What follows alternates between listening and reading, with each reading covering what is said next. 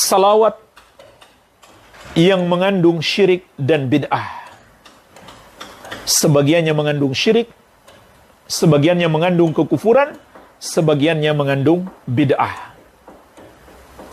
Insya Allah kita sebutkan secara singkat 10 poin. Yang pertama adalah salawat bid'ah sekaligus syirik. Kenapa bid'ah? Karena tidak ada contoh dari Rasulullah SAW. Sekaligus juga lafaznya mengandung syirik. Contohnya salawat nariyah, atau mereka sebut juga salawat tafrijiyah atau salawat kurutubiyah. Bagaimana bunyinya? Allahumma salli salatan kamilah wa sallim salaman taman ala sayyidina Muhammadin alladhi tanhallu bihil uqad wa tanfariju bihil kurab wa tuqda bihil hawaij wa tunalu bihil raghaib wa husnul khawatim, dan seterusnya. Artinya, ya Allah, limpahkanlah salawat yang sempurna dan curahkanlah salam yang penuh kepada Nabi kita Muhammad sallallahu alaihi wasallam, yang dengan beliau semua kesulitan dapat terpecahkan, semua kesusahan dapat dilenyapkan, semua keperluan atau kebutuhan dapat terpenuhi, dan semua yang diinginkan dapat digapai, dan husnul khatimah dapat diraih. Ini namanya salawat nariyah. Maka jemaah sekalian, pertama, salawat ini bid'ah karena tidak dicontohkan oleh Rasulullah SAW. Yang kedua, kalau diyakini beliaulah yang dapat menolong semua kebutuhan kita, menghilangkan semua kesusahan kita, maka tidak diragukan lagi ini adalah syirik. Dan secara lafaz, menurut bahasa Arab, bisa bermakna demikian. Bisa bermakna demikian lafaz yang ada dalam salawat nariyah. Padahal Allah menegaskan, amma yujibul muttarra idza da'ahu wa yakshifus su'a. Siapakah yang dapat mengabulkan doa orang yang kesusahan tatkala dia berdoa kepadanya? Tentu tidak ada selain Allah. Dan siapakah yang dapat menghilangkan keburukan? Tentu tidak ada selain Allah Subhanahu wa ta'ala. Ya. Jadi ini adalah bid'ah dan bisa bermakna syirik kalau diyakini bahwa Muhammad sallallahu alaihi wasallam menghilangkan segala kesusahan dan mengabulkan segala kebutuhan hamba. Ya. Contoh lain jemaah sekalian, salawat burdah.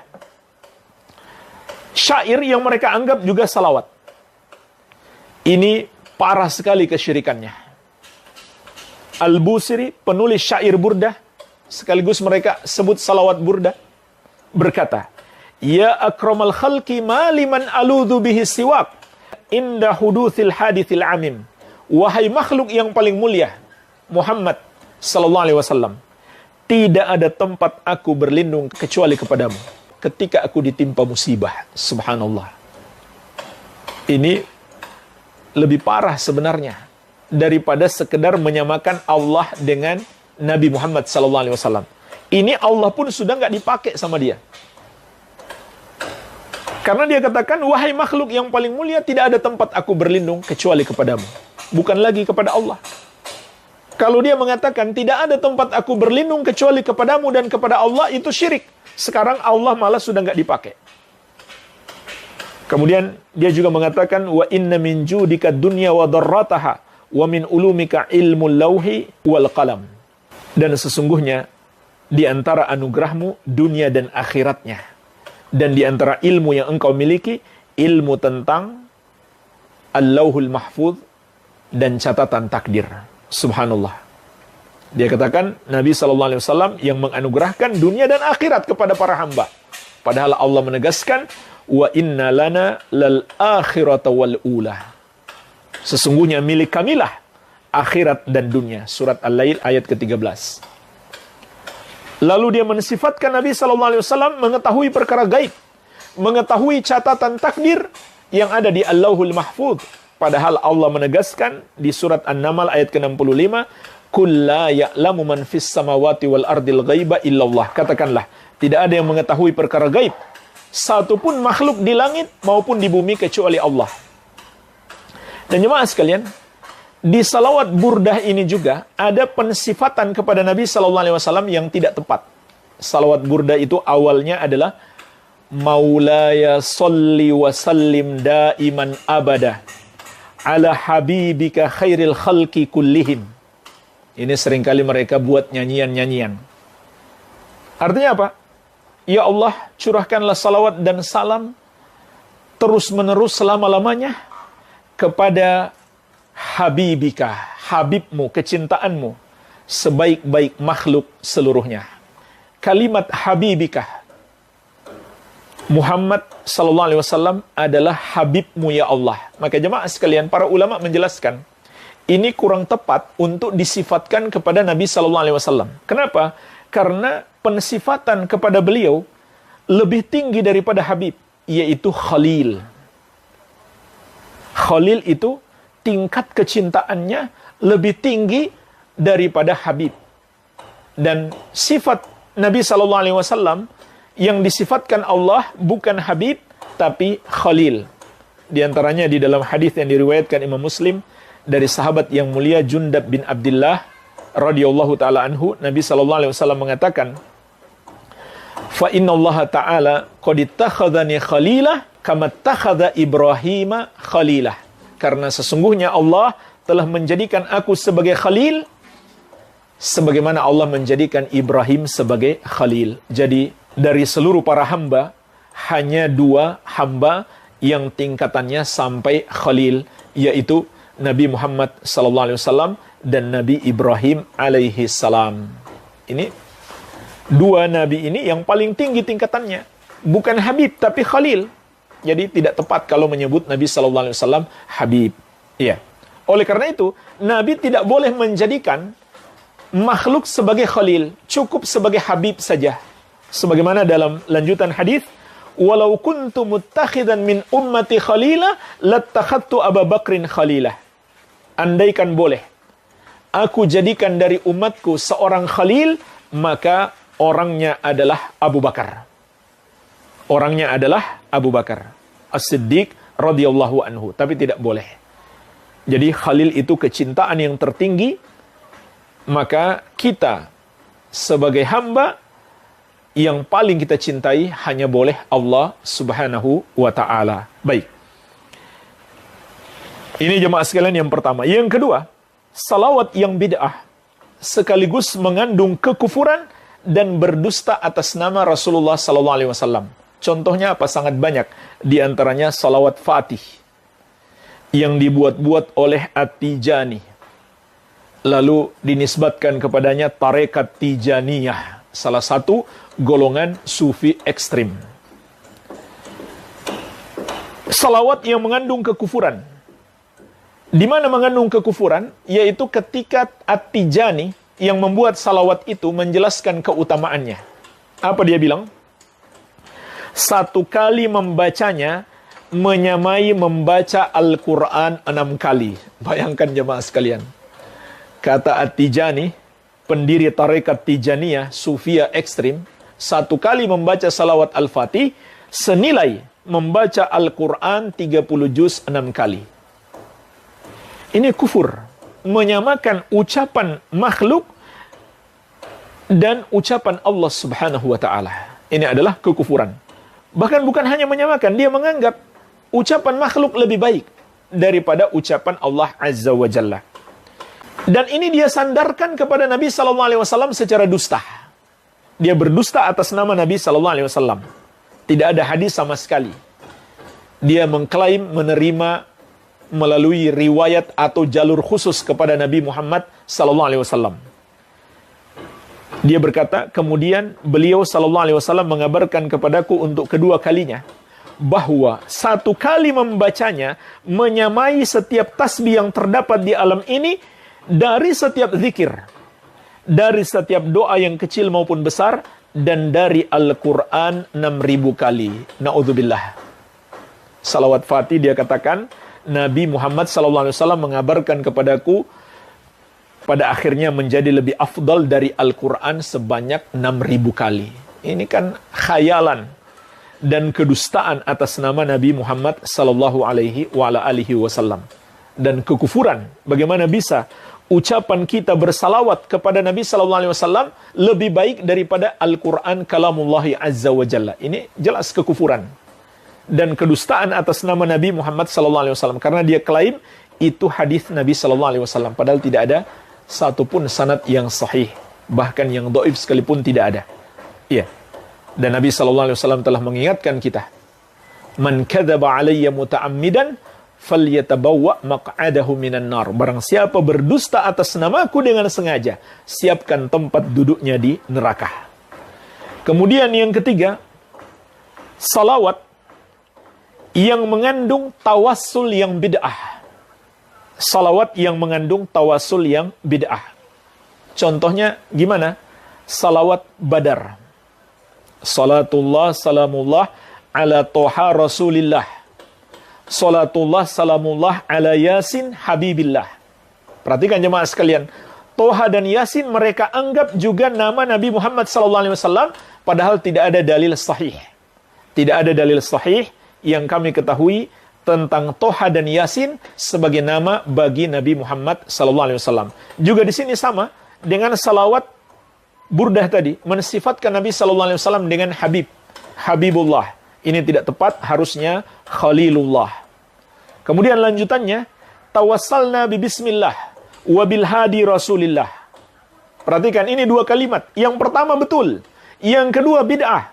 Tawassalna bi bismillah. Kami bertawassul dengan menyebut nama Allah. Ini betul. Yang kedua, wa bil hadi rasulillah. Kami bertawassul dengan Al-Hadi, yaitu Muhammad Rasulillahi sallallahu alaihi wasallam. Ini adalah tawassul yang bid'ah, tidak diajarkan oleh Nabi sallallahu alaihi wasallam. Bahkan wa kulli mujahidin lillah bi ahlil badri ya Allah. Kita bertawassul juga dengan setiap mujahid di jalan Allah, yaitu ahlil badar, para sahabat peserta perang Badar. Jadi dia bertawassul dengan Nabi sallallahu alaihi wasallam dan para sahabat. Ini tawassul yang bid'ah, tidak ada contohnya dari Nabi sallallahu alaihi wasallam. Iya. Begitu pula dalam salawat burdah tadi ada lafaz di dalamnya. Ya, salawat burdah itu panjang. Nah, di antara lafaznya adalah Ya Rabbi bil Mustafa ballik maqasidana. Wahai Rabb, dengan Al-Mustafa, yaitu dengan Nabi sallallahu alaihi wasallam, sampaikan kami kepada maksud-maksud kami. Jadi bertawassul dengan Al-Mustafa Nabi sallallahu alaihi wasallam. Ini pertama salawat yang bid'ah, tidak ada contoh dari Nabi sallallahu alaihi wasallam. Yang kedua juga tawassul yang bid'ah karena tidak ada contoh dari Nabi sallallahu alaihi wasallam, dan beliau mengingatkan, man amila amalan laisa alaihi amruna fahuwa raddun. Siapa yang melakukan satu amalan tidak ada padanya petunjuk dari kami, amalan tersebut tertolak. Kemudian yang keempat, termasuk bid'ah dalam salawat adalah menentukan jumlah khusus yang tidak ditentukan oleh Nabi sallallahu alaihi wasallam. Betul, kita dianjurkan memperbanyak salawat, tapi jangan kita batasi jumlah khusus. Misalkan 100 kali, 1000 kali, dan termasuk salawat nariyah, mereka anjurkan dibaca 4444 kali.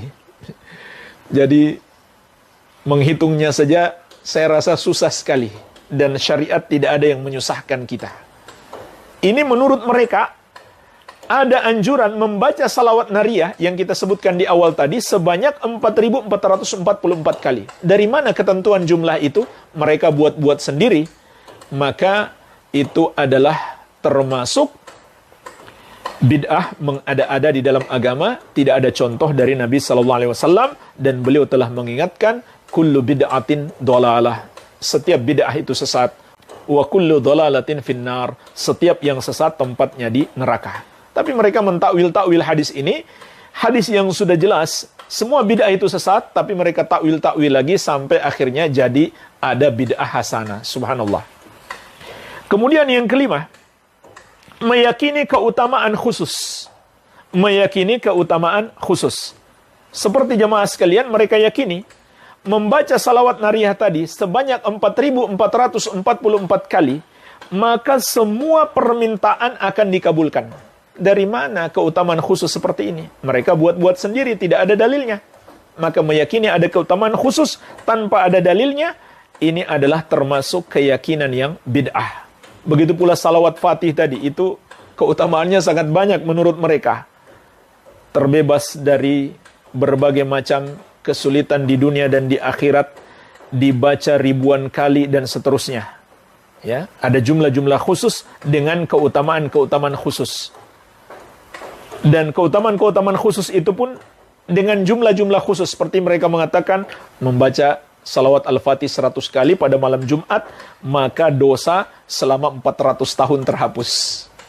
Intinya mengada-ada dalam agama. Keyakinan-keyakinan yang batil yang tidak berdasarkan dalil. Yang keenam, menentukan waktu khusus tanpa ditentukan oleh dalil. Seperti hari-hari khusus, hari Senin misalkan atau hari Kamis. Maka kita diperintahkan memperbanyak salawat. Silahkan memperbanyak salawat kapan saja. Tidak boleh kita mengatakan, kalau masuk hari Senin misalkan, kita perbanyak salawat. Tidak. Kapan saja kita perbanyak salawat. Tapi kalau kita katakan, jika masuk hari Jumat kita perbanyak salawat, boleh. Kenapa? Ada dalilnya. Karena ada dalilnya. Sedangkan hari Senin atau Kamis dan lain-lain tidak ada dalilnya. Yang ketujuh, menentukan tempat khusus tanpa dalil. Jadi, ada tempat-tempat khusus yang kita sebutkan tadi, dianjurkan dalam dalil. Seperti ketika memasuki masjid dan keluar dari masjid. Ketika di Masjid Nabawi lebih dianjurkan lagi. Kalau kita menentukan ada tempat khusus, jika kita sampai di situ, hendaklah kita perbanyak salawat, padahal tidak ada dalil yang menjelaskan, maka itu adalah termasuk bid'ah. Iya. Termasuk menentukan keadaan-keadaan khusus, menganjurkan salawat padanya yang tidak dianjurkan di dalam syariat. Atau menambah-nambah lafaz yang tidak dianjurkan dalam syariat. Seperti ketika adzan menambah kumandang salawat. Maka ini termasuk bid'ah. Salawat itu bagus, disyariatkan. Tapi ketika adzan, jangan kita tambah kumandang salawat. Bersalawat setelah adzan itu disyariatkan. Tetapi menambah kumandang adzan dengan salawat, itu adalah termasuk bid'ah. Ya. Oleh karena itu jemaah sekalian, para sahabat melarang apa yang sudah ditentukan lafaznya dari Nabi SAW, lalu kita tambah-tambahi lagi. Disebutkan dalam riwayat At-Tirmidzi dari Nafi, tabi'in yang mulia, murid Ibnu Umar radhiyallahu anhuma, beliau menceritakan, anna rajulan atasa ila jambi Ibni Umar, bahwasanya ada seseorang yang bersin di dekat Ibnu Umar radhiyallahu anhuma. Faqal, lalu orang itu mengatakan, alhamdulillah wassalamu ala rasulillah. Dia bersin lalu dia ucapkan alhamdulillah dan salam kepada Rasulullah sallallahu alaihi wasallam.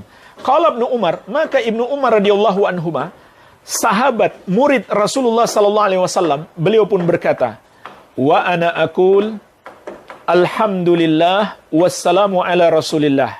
Wa laysa hakadha allamana Rasulullah sallallahu alaihi wasallam. Allamana an naqul alhamdulillah ala kulli hal. Kata beliau, aku pun mengatakan alhamdulillah wassalatu wassalamu ala rasulillah. Tapi ketika bersin, Nabi SAW tidak mengajarkan kepada kita untuk mengucapkan alhamdulillah wassalamu ala rasulillah.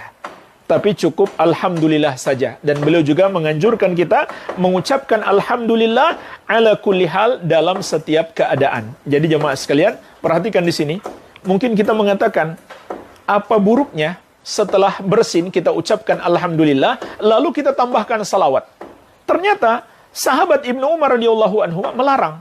Dengan alasan apa? Nabi SAW nggak mengajarkan seperti itu. Yang beliau ajarkan hanyalah mengucapkan alhamdulillah saja. Jika lafaz-lafaz itu sudah ditetapkan dalam syariat dan tidak ada padanya salawat, jangan kita tambahkan salawat.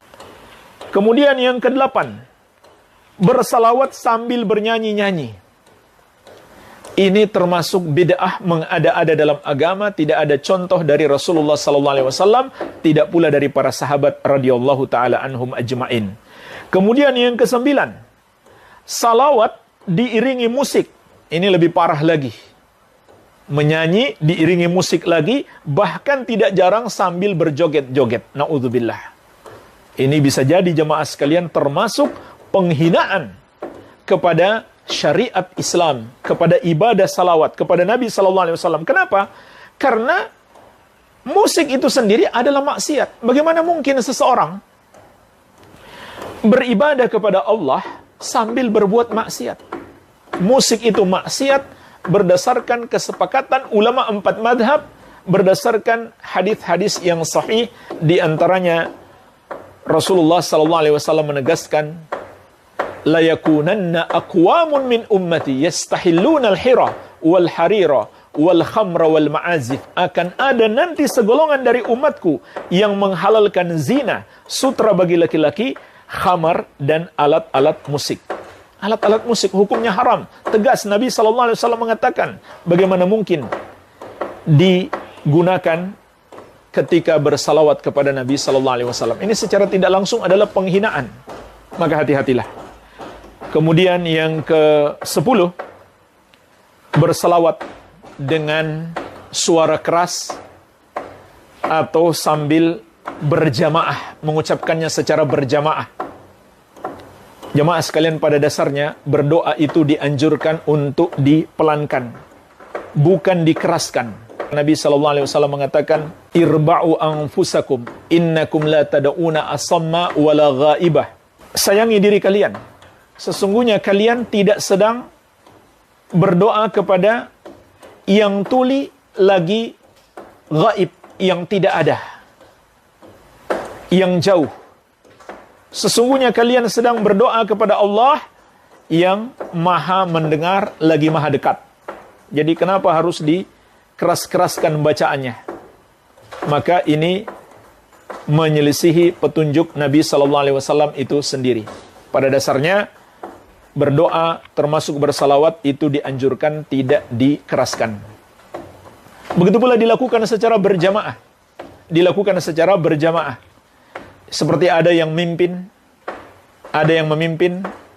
lalu diikuti oleh jamaah dengan satu suara, seperti kor begitu. Maka ini termasuk cara yang bid'ah, tidak ada contoh dari Rasulullah sallallahu alaihi wa ala alihi wasallam. Walhamdulillah, mungkin ini yang bisa